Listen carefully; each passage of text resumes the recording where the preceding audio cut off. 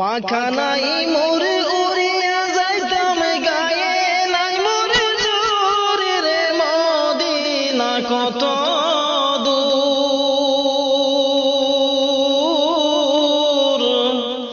যে জায়গাতে ঘুমায় আছেন নূর আলা নূর। সদাই কাতর হইয়া পেটে বাঁধিতেন পাথর,